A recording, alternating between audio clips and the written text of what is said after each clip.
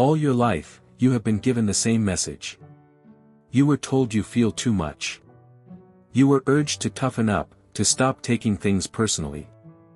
You were likely taught, over and over, to apologize for your emotions, especially your tears. But I'm here to tell you something important: that judgment was wrong. There is nothing broken about you. You are not weak, and you are certainly not a mistake. What you are is what psychology calls a highly sensitive person. I prefer a better name, a super sensor. While most people experience the world in an ordinary definition, your mind captures it in ultra-high resolution. And neuroscience now confirms what you've always felt: your sensitivity is not a defect. It is an advanced detection system that the world actually depends on. This is not just about personality. It's biological. Research shows your brain is wired differently from the majority of people. Think of the brain like a camera. Most brains record life efficiently, filtering out excess detail to conserve energy. Yours doesn't do that. Yours captures everything, rich, layered, and intense. Scientists have identified 3 specific upgrades that explain why life feels so intense for you. First, your brain lacks a filter. Where most people always ignore background noises, your brain lets it all in: the subtle sounds, physical sensations, and emotional changes in a room. This is why you can feel overwhelmed. But it is also why you notice beauty and possibilities that others miss.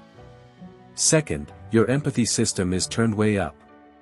Your mirror neurons are highly active, meaning you don't just recognize another person's emotions, you experience them.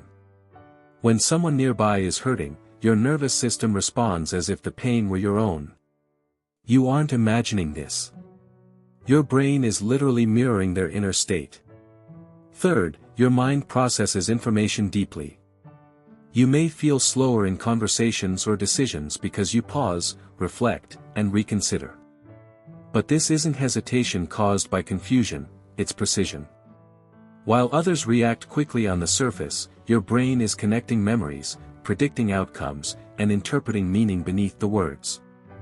That pause isn't a flaw. It's complex computation at work. If this trait were truly a weakness, evolution would have erased it long ago. But it didn't. It preserved it, for a reason. Every community needs people like you. In ancient societies, bold, risk-taking individuals were essential for survival. But without those who could sense danger early, read subtle signals, and think strategically, the group wouldn't last. You were the watcher, the advisor, the one who noticed the storm before it arrived. Modern society favors speed, noise, and aggression. It's designed for the bold. That's why you may feel out of sync. But feeling out of place does not mean you lack value.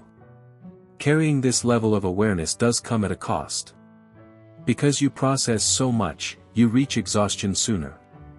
When you withdraw or need silence, it's not drama, it's overload. Your system simply needs to cool down. There's a powerful metaphor for this.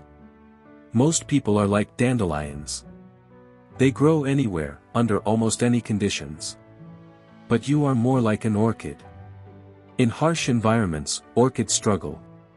And for years, you may have blamed yourself for that. But research shows something remarkable: when placed in the right conditions, orchids don't just survive, they flourish in ways dandelions never can. You don't need thicker skin. You need the right environment. When you shape your life to support your sensitivity, you don't fall behind, you excel. So stop trying to numb yourself. You can't change your wiring, and you shouldn't want to. The world doesn't need more emotional shutdown. It needs people who can feel deeply, think carefully, and see clearly. Protect your energy. Set boundaries. Respect your need for silence. And the next time someone tells you that you're too sensitive, remember this: you're not defective. You're just perceiving the world in higher resolution.